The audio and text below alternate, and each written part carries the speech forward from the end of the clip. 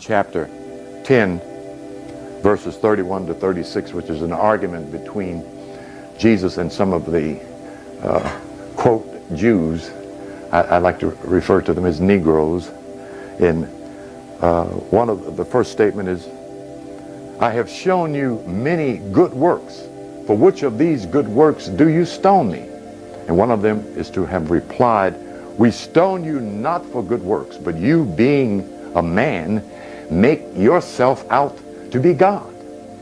And Jesus' reply is, does not your scriptures say that ye are gods? And if your scriptures so read, they cannot be changed. The scripture he's referring to is Psalm 82, verses 5 to 8. They go on in darkness, knowing nothing. In some verses, without any understanding. Did I not tell you that you are gods, children of the Most High? Yet you shall die like men and princes. In order for a preacher to get up on the podium and preach that, he's got to, or she's got to explain that. Okay? That's not a belief statement. That goes over the average Christian's head. It doesn't go right in. I told that to a brother down at the bakery, Krispy Kreme bakery, one afternoon several years ago. And I mean, he's reading this, he's looking right at it for the first time in his Christian experience, and he says, that ain't what that means. I mean, it didn't go in, you know, it did not go in. See, it didn't click something inside of his consciousness because he wasn't open to that. He was a believer. And that's the child. Just say, you're a child of God. You know?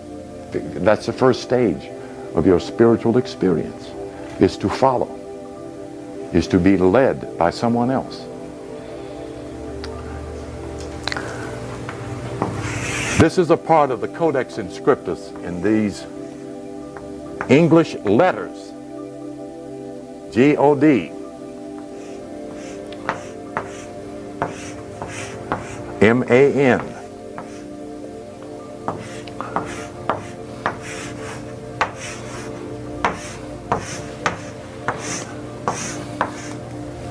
First thing, these are English letters. There is no Arabic up there.